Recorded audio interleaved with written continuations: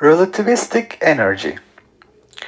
Now let's consider a particle on the x-axis that is subject to a force F. The work done by this force is the integral from x1 to x2 f dot dx. If dx and f are in the same direction, it will be f dx. So this is the dot product. That's the work done.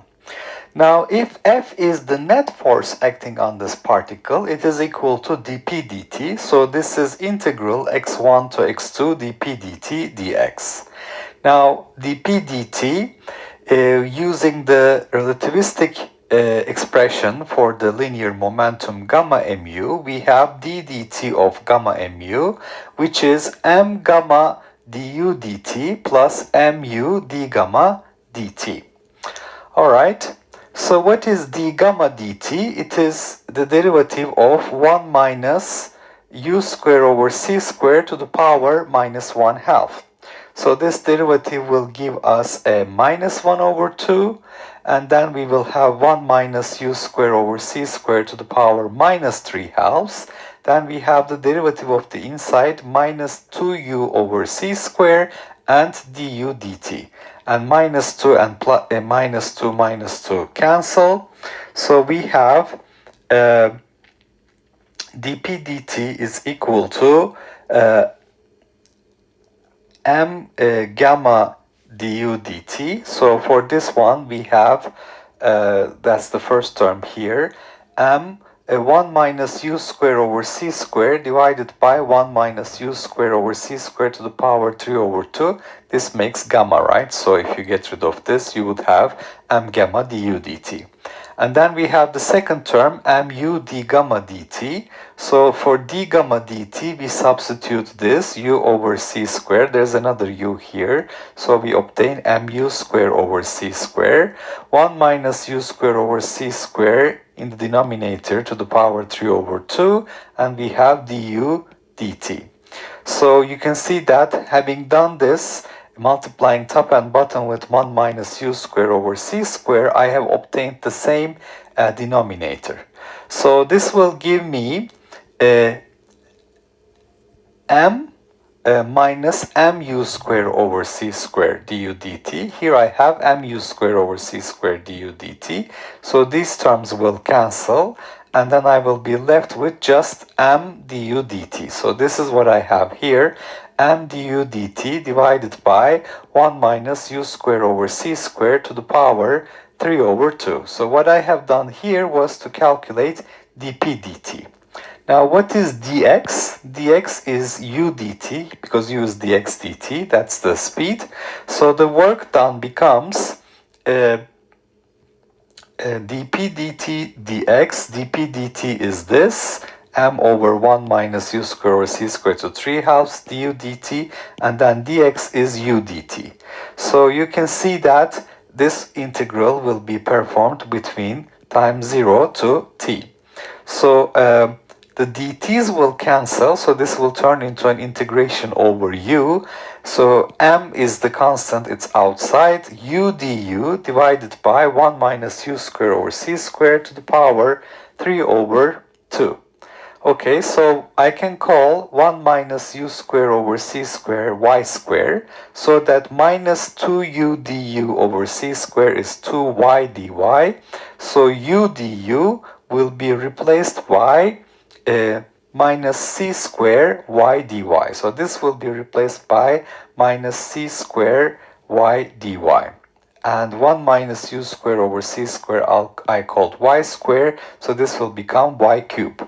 And u is equal to 0 corresponds to y is equal to 1.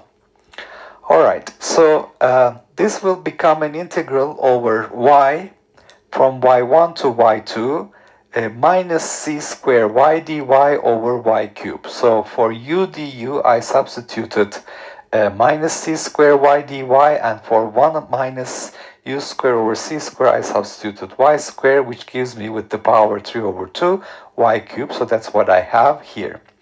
Now that's minus mc square integral from y1 to y2 dy over y square. the integral of dy over y squared with the minus sign becomes mc squared over y, y2 over y1. So if you remember, y to the power minus 1, if I were to differentiate it, I would obtain minus 1 over y squared. That's basically the integral of minus 1 over y squared.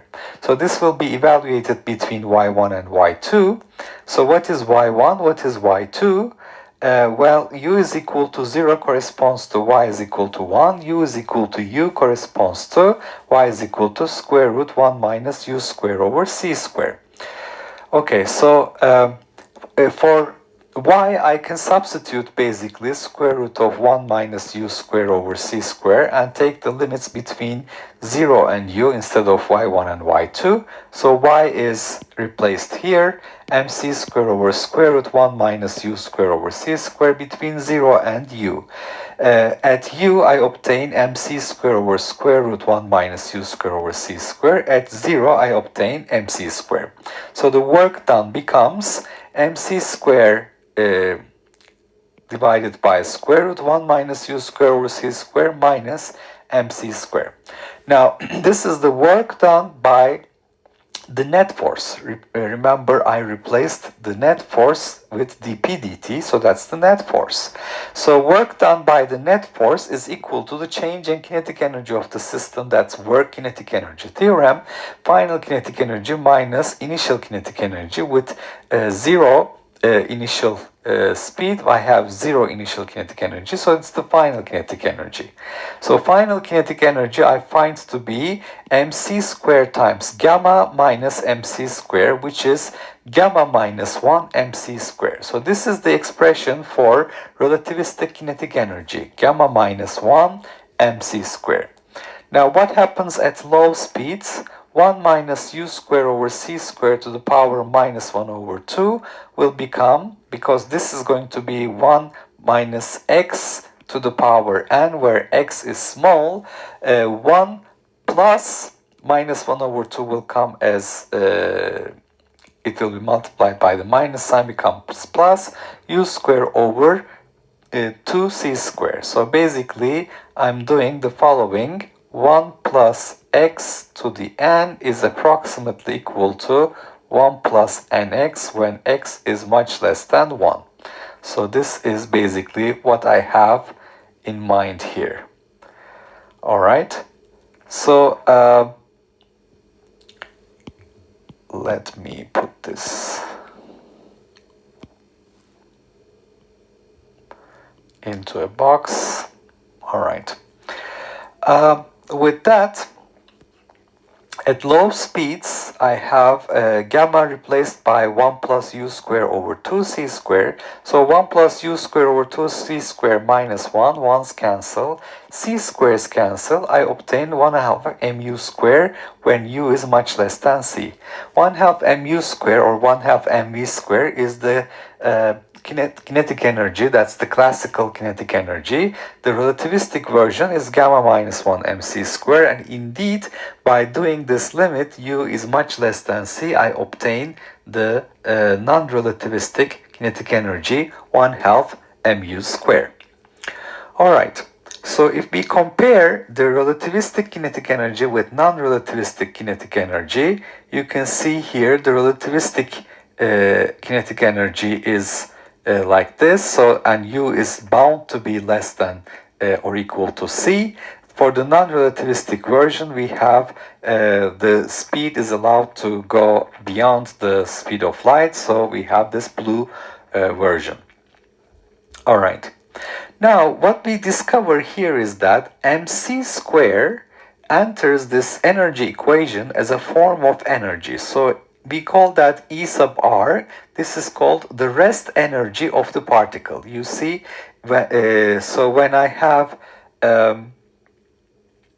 this gamma term contains the u, but mc squared does not contain u, the speed of the particle, so it's called the rest energy of the particle. So it's telling us that mass is a form of energy. So we have energy here, a constant here. So by multiplying mass with a constant, I obtain energy. Therefore, I realize that mass is a form of energy.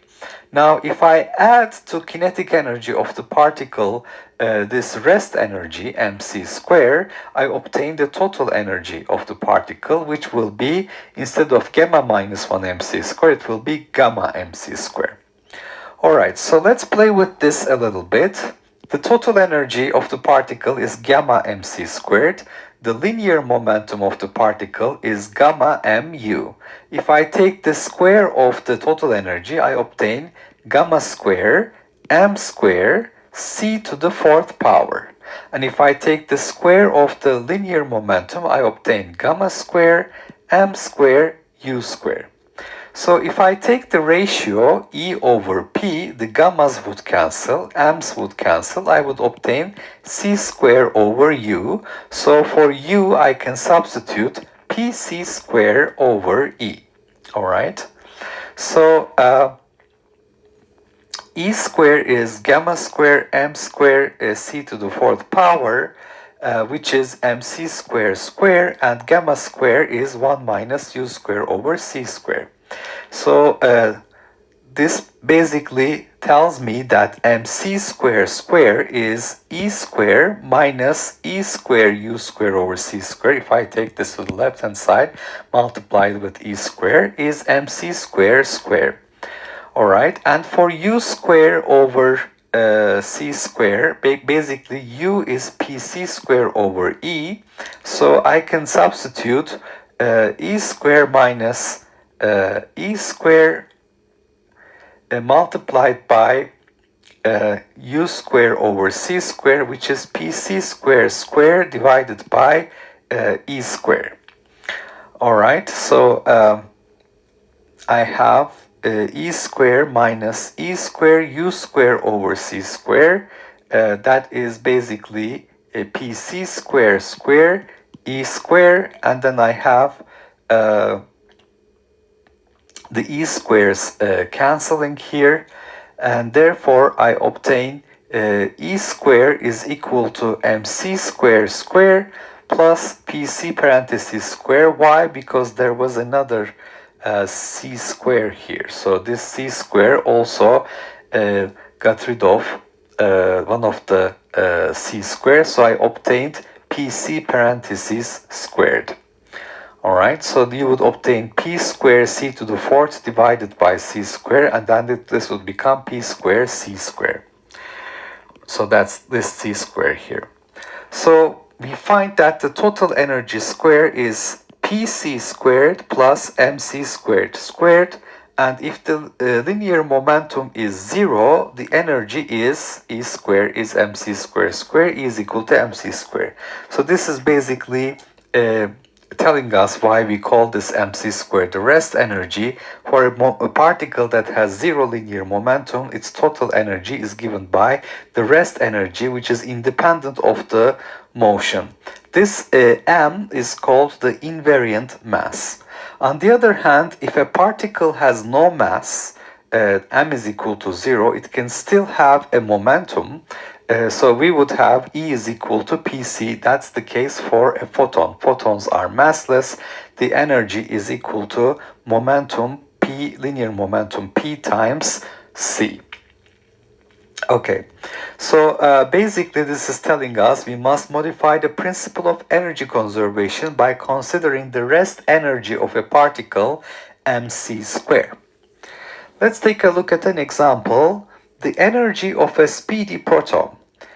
Find the rest energy of a proton in units of electron volts. If the total energy of a proton is 3 times its rest energy, what is the speed of the proton? Determine the kinetic energy of the proton in units of electron volts. Alright, so first we want to find the rest energy. The rest energy is mc square. And what is the mass of a proton? 1.672. This you can look up from tables at the back of physics books. 10 to minus 27 kilograms. The speed of light is 3 times 10 to 8 meters per second. We take the square of it, and this gives us, for the rest energy, 1.5048 times 10 to minus 10 joules. Now we need to convert this to electron volts. So we have to divide it by the electron charge. 1.5048 times 10 to minus 10 divided by 1.6 10 to minus 19 coulombs. The answer will be in electron volts. So we find the rest energy to be 9.4 times 10 to 8 electron volts, which is 940 mega electron volts. All right. So that's the answer to part A of the problem. Part B says the total energy is 3 times its rest energy. What is the speed? The total energy, on the other hand, is gamma mc squared. It's the kinetic energy, gamma minus 1 mc squared plus the rest energy, which is gamma times the rest energy you can see here. So this is telling us that if it's 3 times its rest energy, gamma must be 3. So what is gamma? Gamma is 1 over square root 1 minus v square over c square. V square over c square square root.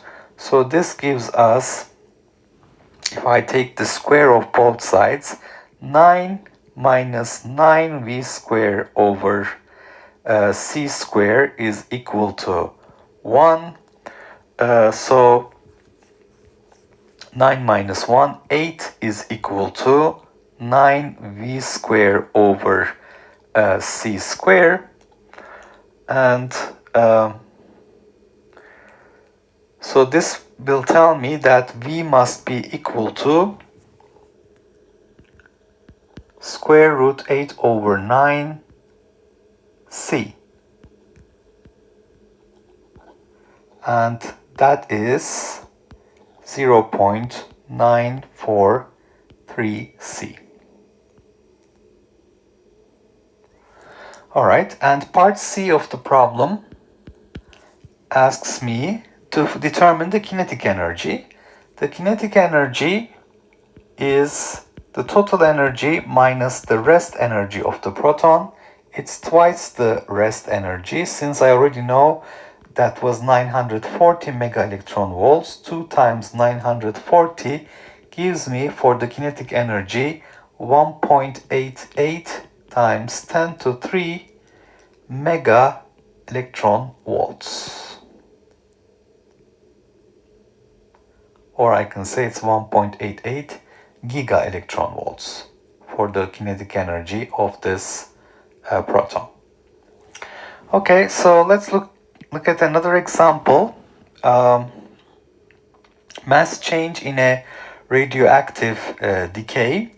The 216 polonium nucleus is unstable and exhibits radioactivity. It decays to 212 lead by emitting an alpha particle, which is a helium nucleus, helium-4. The relevant masses in atomic units are initial mass of the polonium is 216.001915 U, the atomic mass unit, and final mass is that of 212 lead plus helium-4, which is 211.991898 U plus 4.002603 U. Find the mass change of the system in this decay. Find the energy this mass change represents. All right. So the mass change of this decay I can calculate. We have the initial mass 216.001915 U minus the final mass 211.991898 U plus 4.002603 U. This gives us 0.007414 U, and that is equal to 0.007414.